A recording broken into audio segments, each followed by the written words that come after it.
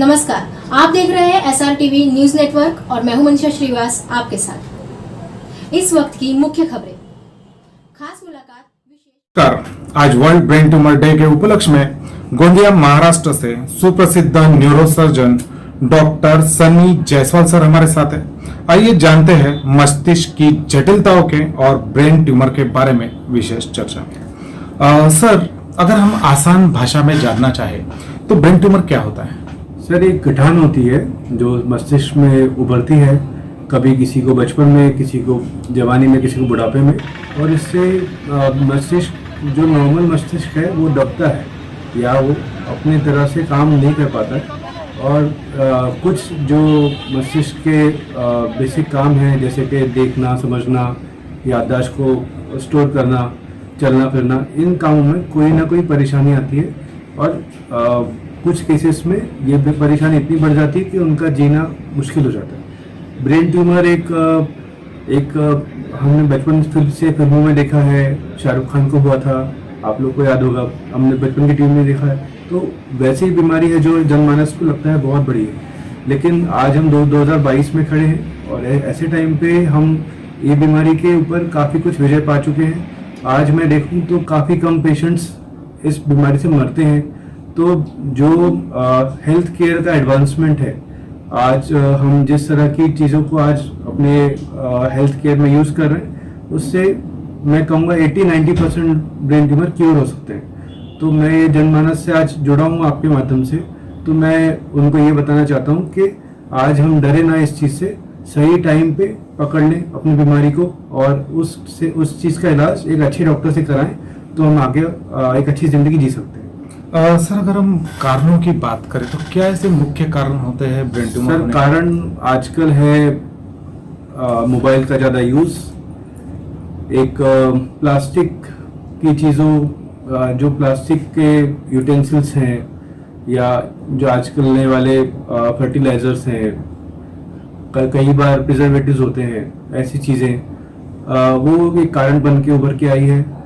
और कई बार अपना जो आजकल का खाना है इतना एडल्ट्रेटेड है, इतना मिलावटी वाला है, तो उसमें बॉडी को जो ज़रूरी न्यूट्रिएंट्स या जो पहले के लोगों को कुछ होता नहीं था, आजकल चीज़ें बढ़ गई हैं। मेरा सबसे छोटा पेशेंट जो मैंने ब्रेन ट्यूमर का ऑपरेट किया वो 6 महीने का था। तो ये चीज़ें अब बढ़ रही हैं दिन पर दिन। तो हम ये जानते हैं कि कारणों में अगर हम देखें तो सबसे बड़ी चीज़ है कि कैंसर के लिए जो मोबाइल का यूज़ और अलग अलग केमिकल्स जो बॉडी में नहीं जाना चाहिए वो जा रहे हैं। अगर हम लक्षणों की बात करें तो एक ब्रेन ट्यूमर के पेशेंट में क्या क्या लक्षण नजर आते हैं? सर, लक्षण अगर आप इसमें देखेंगे तो एक बहुत बड़ा लक्षण होता है हेडेक। अपने हेडेक को कभी आप तवज्जो दीजिए, आप उन चीज़ों को कभी नज़रअंदाज करेंगे तो हेडेक आपको अगर आपने मिस किया और अंदर किसी वजह से ब्रेन ट्यूमर आया और आपने उसका साइज बढ़ने दिया तो आप अपने पेशेंट खो सकते हैं। तो अपने परिजनों को या फिर खुद को कभी हेडेक हो तो तुरंत डॉक्टर पास जाए। उसके अलावा उल्टियाँ होना, याददाश्त की कमी होना, चलते समय बैलेंस नहीं रहना, कभी कभी ज़्यादा सोना, कभी कभी नींद ना लगना, ये मुख्य कारण होते हैं। और एक चक्कर आना, ये ऐसे मुख्य कारण होते हैं जिनसे हम पकड़ सकते हैं। अगर निदान संबंध में हम बात करें तो क्या ये ब्रेन ट्यूमर ये कैसे इसका निदान हो पाता है? सर, निदान होता है इसका CT स्कैन या MRI से। आप अपने डॉक्टर से कह सकते हैं कि सर एक बार आप, जैसे अगर आप मेरी बातें शायद अब छोटी छोटी जगहों पे जा रही है, तो आप अपने डॉक्टर से कह सकते हैं सर मेरा हेडेक पिछले 6 महीने से है, 1 साल से है, आप मेरा एक CT स्कैन करा लीजिए। मैं डॉक्टर्स तक अगर ये बात मेरी जा रही है तो मैं रिक्वेस्ट करूँगा, अगर मैं ये न्यूरोसर्जन हूँ तो मैं शायद सुबह शाम दिन रात ब्रेन के केसेस देखता हूँ, तो मैं एक ऐसे डॉक्टर से जो न्यूरोसर्जन नहीं है उनसे रिक्वेस्ट करना चाहता हूँ कि एक कोई अगर आपके OPD में पेशेंट आए हेडेक वाला या ऐसे कोई सिम्टम लेके आए तो आप उनको तुरंत CT स्कैन या MRI कराइए, ताकि वो पकड़ में तो आए, हम लोग जल्दी पकड़ पाए। अब काफ़ी समय ऐसा भी होता है कि पेशेंट्स को पता होता है मुझे सर दर्द है, चक्कर आ रहा है, लेकिन वो फिर भी अवॉइड करता है। अगर हम उपचार संबंध में बात करें तो किस प्रकार की उपचार पद्धति इसके ऊपर उपलब्ध है? सर, आज हम बहुत लकी हैं कि हम लोग इस ज़माने में हैं, बिना सर्जरी के भी ब्रेन ट्यूमर ठीक हो रहे हैं आजकल। तो जो एक डर है मन में लोगों के कि सर्जरी करनी ही पड़ेगी, गलत बात है। गामा नाइफ सर्जरी आ गई है, रेडियोथेरेपी आ गई है, उससे ट्यूमर को जलाया जा सकता है बिना ऑपरेशन करे। ये एक मैं पहली बात बोलना चाहता हूँ। जो कन्वेंशनल सर्जरी है वो भी अब छोटे चीरे की हो गई है। अब काफ़ी चीज़ें कम चीरे से होती है और पेशेंट्स को हम लोग तुरंत डिस्चार्ज कर पाते हैं। मैंने दो तीन पेशेंट ऐसे देखे जो तीसरे दिन घर चले गए। तो इतना एडवांस अब हो गया है। बायोप्सी लेने के लिए हमको सिर्फ एक सेंटीमीटर का छेद करना पड़ता है स्कल में और पेशेंट का बायोप्सी हो जाता है। अब हम उस दौर में जी रहे हैं।